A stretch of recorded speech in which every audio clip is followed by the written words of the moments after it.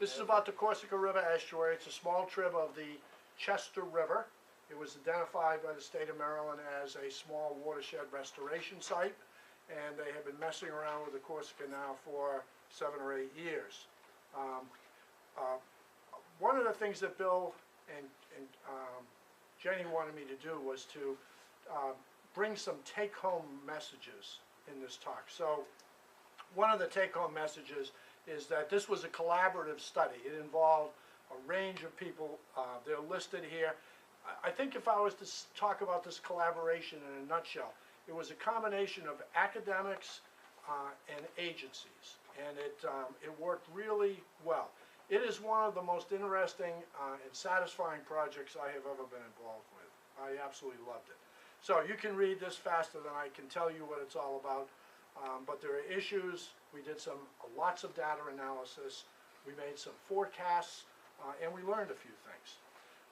One of the things I'm going to leave you with as a take-home message is, when you start a project like this, any project, bloody well have a conceptual model early on. In other words, to constrain the thinking, to make sure that all the players have got a piece of the action. And this is just one you've seen a lot of times. You know, the restored, the degraded estuary, nutrients are a big issue here. There are probably other issues as well. The take-home message here is that in these shallow little tributaries, getting light to the bottom is incredibly important. That's one of the things we learned in this study, getting light to the bottom. So this is more of a technical model, and what it really shows you are the things that we felt we needed to know to do an assessment of this estuary. So obviously nutrient sources, some of those were pretty easy to get, some of them were the devil's own business, some were cheap, some were expensive. Another take-home message is, in these kind of studies, if you're going to do some restoration, get in early so that you can get a baseline. Another take-home message is, for a lot of good reasons, many things in the Corsica were not measured throughout the entire year. I think we took the sort of, well, for whatever reason, the emphasis on measurement were, you know, seagrass, goons, April till October. There are lots of things that come into these systems and happen other than in April through October. So that's a take-home message. We could have done a better job on this if we had done almost everything at an appropriate sampling frequency throughout the year. We did not. Another point here is that is this business about exchange with the next bigger system. This is a scary thing in Chesapeake Bay. It is now, there is evidence to indicate that you can clean up some systems, but you can only clean them so far because the gradient in concentration changes in the cleaned up system and the bigger unclean system, and the direction of transport changes. We know that there has been almost a decade-long progression and a change in dissolved inorganic nitrogen flux in the Patuxent. It used to go out. TN still goes out as a net flux, but DIN is coming in, and it's been progressively getting bigger. It now represents around 5% of the nitrogen budget is coming in from the bay. So this is really not good news. We did some modeling to get the transport at the mouth, so we had that constraint. There are two things at the bottom, burial and denitrification. My feeling is both of those are not hopelessly, very underappreciated as processes that are self-cleansing in estuaries. It's particularly important in shallow systems. And so we measured both of these in a variety of environments in the Corsica River. Those are the kind of process measurements that we're hurting for. We need to think about that. Rates of, well, we have rates of nutrient inputs. That's really good. But in our current monitoring program, that's also largely where it stops. So when we measure things like oxygen, we have no insight on the underlying processes that create the concentration that we measure.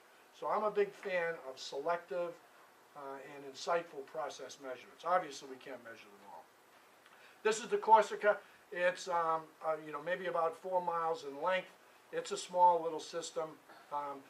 All of these little dots here indicate sampling of one sort or another.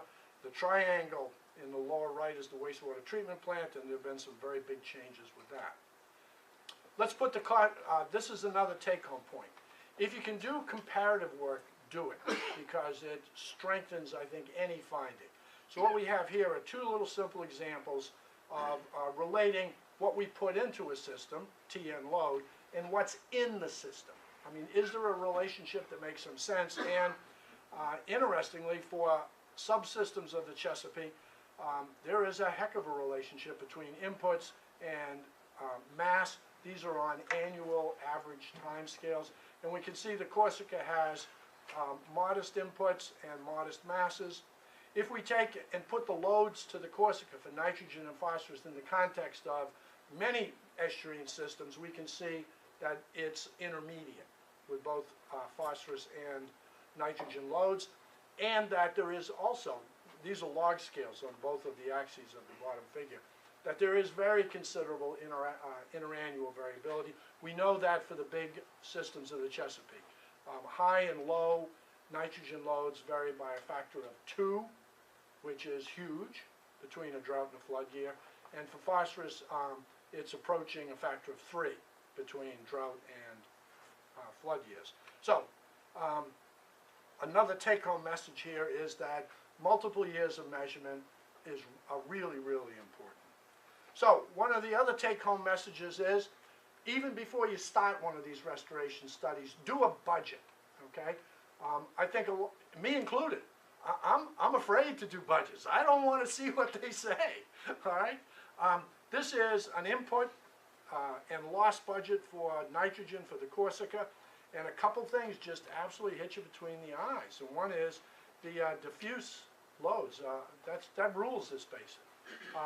The stormwater runoff is, you know, minor direct atmospheric deposition to the water, pretty small.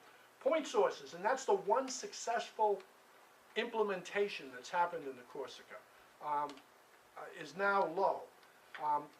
If we had plotted that before the upgrade to the sewage treatment plant, it would be about equal to the stormwater runoff, okay? So still a small component, but that's what got the press, that's what got done, and apparently it works very well. And it also does not fix the Corsica River. It doesn't come close, so that's unfortunate.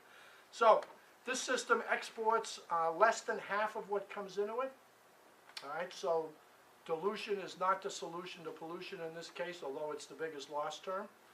Denitrification is important, as is burial, and the inputs are about 119,000 kilograms per year, and the losses that we estimate are about 112. This, for all practical purposes, is a pretty balanced budget.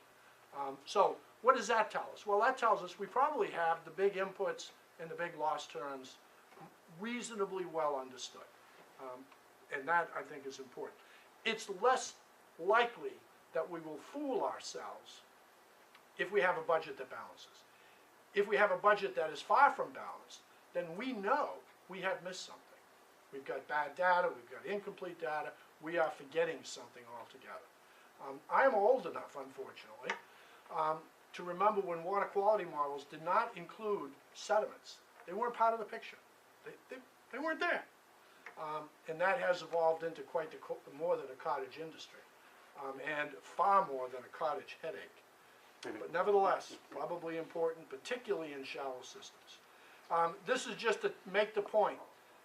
There is large interannual variability. The more color there is, the more algae there are in this system. So if we went there and measured things just in 2005, we would get a radically different opinion than if we measured it in 2003. So we really need to think, you know, multiple years.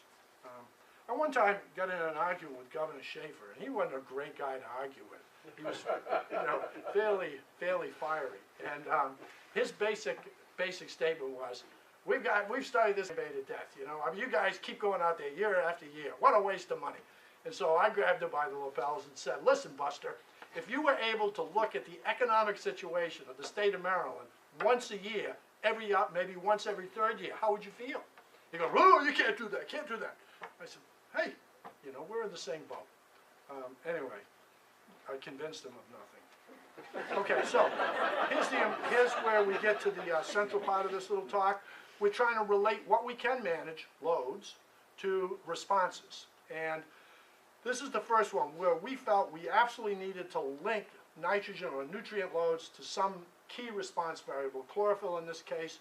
And what we found was a nonlinear relationship. And for this kind of work, this isn't bad. It has an R squared of around 0.8, a little better than that, highly significant, but still a lot of scatter. And I think that if we follow the lead of limnologists, we can find some ways to scale that x-axis a little more that will lead to a tightening of this kind of a relationship. But the second thing here is that it's not linear. There is a sharp downward sweep, and the Corsica is in that. What that suggests is that we might anticipate more reduction than we would have thought we would have gotten from a linear type of response. So we may be on, it may be premature to call this a threshold, but on the other hand, why not call it a threshold? I mean, if we were able to crank loads down, we would be thinking about a fairly substantial response. Second thing, and I made this point earlier, getting light to the bottom is really important, so we went looking for a light or water clarity, something other variable, and chlorophyll was the strongest predictor of that. That will not be true in a lot of systems, but look at the chlorophyll concentrations here. We're talking lows of around maybe 10 or 12 and highs pushing 150. So we saw this, again, nonlinear relationship with chlorophyll and Secchi depth. Just look at the right-hand side of this figure. The dashed lines are along from the upper to the lower Corsica, water depth, and the depth to which 1% light gets to. Those are the open circles. So what we're saying here simply is light doesn't make it to the bottom, even in this incredibly shallow estuary. I mean, it is a turbid soup, and I think it's important to get that changed. DO varies all over the place. DNR did a great job of getting Conmon meters into this system. They were extremely helpful at looking at both longer scale, interannual to daily oxygen issues. And you can see here the yellow parts are daylights, the grays are nighttimes. You can see that strong diurnal pulse. We can calculate production and respiration, a rate measurement from these kind of data, and the rates of production and respiration in this system are unusually large. They are really very big. So here's just a quick look at the daily hours of hypoxia from, at the top, the upper, the middle, and the lower Corsica. And you can see it's most severe in the upper. It's almost always restricted to the warm period of the year. And we went looking again for that relationship between something that we can tie to the land, nutrient load chlorophyll, and then we went chlorophyll hypoxia. In this case, chlorophyll is really a variable that is the an index of labile organic matter, the kind of things that bacteria can respire pronto, as well as the algae themselves. So, reasonably quick. So, what about improvements? Well, here's a little map of the several maps of the Corsica, and the dark area basic in each of these maps is areas of no light. And if we change the Secchi depth from 0.7 meters, which is hardly crystal clear, to 1 meter, in other words, this much, okay? That much, not a lot. Then the change of 1% of light getting to the bottom goes from 41 to 93% of this estuary. That is kind of a thresholdy thing, and that's really a feature of the shape of this estuary. So again, a little improvement in Secchi depth could light up the bottom of this estuary, at least a little tiny bit. Okay, what can we do in terms of reducing nutrient loads? We ran 4 situations. The big one was the situation prior to the upgrade of the storage treatment plant. So 130 is 130,000 kilograms per year. The number in parentheses are the grams per square meter that this estuary is being dosed. All right? The Potomac estuary has a dosing rate of around 25. The Patuxent on average is around 16 or 18. Back River, all right, which is really a green soup, is somewhere around 100, 110. And we see that Corsica was about 30. When we fixed the sewage treatment plant, it went from 29 to 26. The one that's down at 73 is a cover crop program where almost all of the agricultural land was considered. 1/3 of it went with a high grade, a high rent cover crop program. 1/3 of it went with a less effective cover crop program, and 1/3 of the agricultural lands they did nothing on. And the last bar, which reduces it even more, the ag land was considered, all of it, in a high rent cover crop program. There is also embedded in the last two installation of septic systems that are denitrifying and a 50% reduction in the nitrogen content of stormwater coming from the basin. I'll go quickly through this one. Stormwater in the Corsica can be important on a seasonal basis, and one of the nice things for, I think, management is that there's no memory in stormwater. In other words, if you get the facility built and it works, then you're not waiting for near-surface groundwater purging. The average groundwater age we estimate in the Corsica to be 17 years, and it ranges from 1 to about 110. Most of that comes from some nice studies done in German branch. We did not do explicit groundwater lifetimes in this system. So then we put together this little diagram, and what it really shows you is if you reduce the load by a certain amount, what are you likely to get? For two things. One was bottom plant habitat, and the other was a reduction in hypoxic hours. Neither of these are completely linear, which is interesting, and both of them indicate a very substantial reduction in these bad things, turbidity and hypoxia, with about a 50% reduction in load, which is within the range of the modest and severe cover crop program. So, in other words, if we did everything we could possibly do in this basin and got a 10% improvement, that's time to fold the tent and go home. Unfortunately, we're in a situation here where it seems like major but doable reductions seem to be needed. And in my opinion, major and doable reduction is the word for the whole bay. All right, so what are some of the things here? Sediments that receive light trap nutrients. They do it through SAVs, they do it through benthic algae, they also consolidate sediments. Resuspension is not so bad. So getting light to the bottom for nutrient trapping, sediment resuspension is really important. And that's what we need to do. The second thing is, this is a little bit technical, but if you can get light to the bottom, the recycling of nutrients from the sediments and the use of oxygen by the sediments changes a lot. This work was done by Jeff Cornwell. It's terrific. On the left we have lighted sediments, on the right we have dark sediments, and you can see in the top two panels the oxygen consumption by the sediments roughly gets cut in half. In the bottom two panels you can see that the ammonium flux from the sediments to the water on the right is still going on. Those little itsy bitsy bars over there, you think, oh, they're not important, they're little bars. They're actually big numbers. It's that June is a Godzilla number. In other words, it's huge. And on the lighted sediments, we see a little ammonium sneaking out in June. The rest of the time, these sediments are using nitrogen. In other words, the phytoplankton can't get at it.